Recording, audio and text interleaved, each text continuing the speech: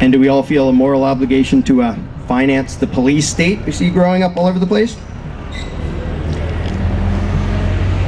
Trouble is, we've forgotten a very important secret. And the founders, a bunch of them referenced it, but even they didn't seem to fully grasp it. Here it is. I have to say it quietly. It's a secret. You own yourself. Oh, you've heard that secret? And this country. You own yourself. Now, when I say that to almost anybody, they say, well, of course I do. And the country. Are you sure you think that? Yeah, of course I do. Of course I own myself. So you own your time and effort. Yeah. So what you produce with your time and effort, no one has the right to take that from you by force without your consent, right? Oh, of course not. What if they call it taxes? Oh, that's different. No, it's not.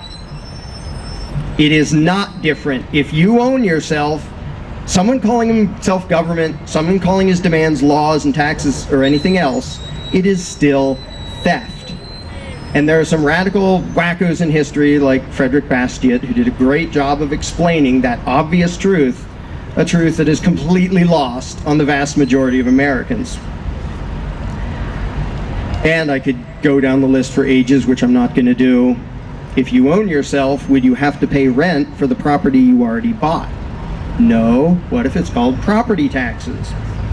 If you own yourself, doesn't that imply, and if you have the right to life, liberty, and property, they changed the last one to happiness because it sounded more poetic.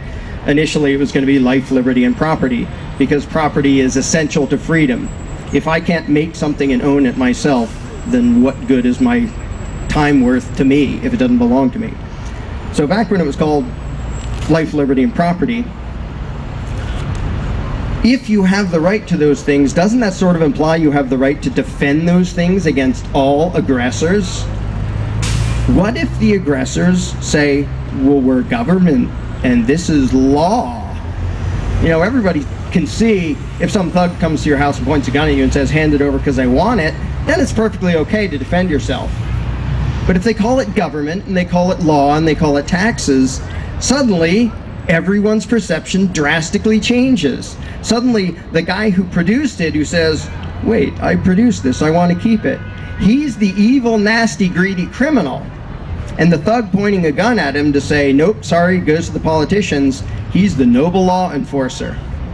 When did our perception of reality get so messed up?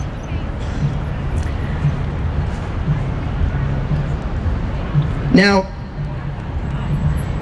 I'm going to finish it up here. Hope I riled up enough people already.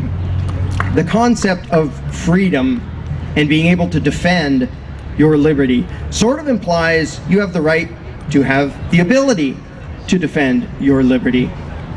Now, I have an email list, and a while ago I sent a thing to the list that says, I want every American to have the ability to forcibly resist federal agents.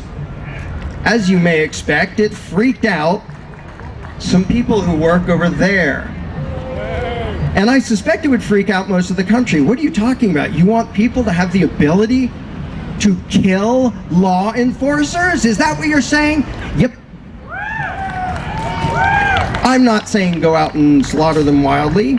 I'm saying you should have the ability. And 233 years ago, some guys explained why and demonstrated why you should have that ability.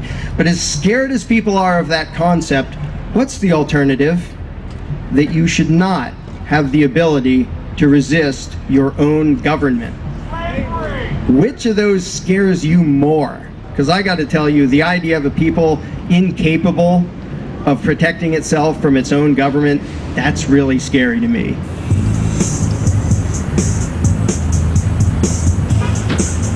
You have one obligation as human beings, and it goes directly against almost everything you've been taught in school and in society and in the media and everywhere else. Your obligation is to judge right and wrong for yourselves and to act accordingly. And if somebody says, no, I'm the boss, I'm in charge, I'm authority, I lay down the law, you do this, you have the right to say, no, I'm not going to do the wrong thing just because the law tells me to. And when they huff and puff and say, you're nasty criminals and scofflaws and malcontents and horrible people that you would dare to disobey authority, you tell them, you're not the boss of me. Thank you.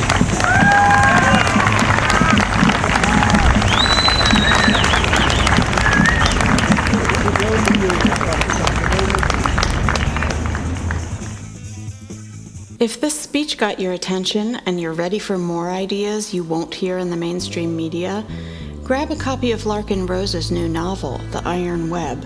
The Iron Web is a gripping adventure story that you won't want to put down, but it's also likely to shake up some of your favorite assumptions and longest-held beliefs.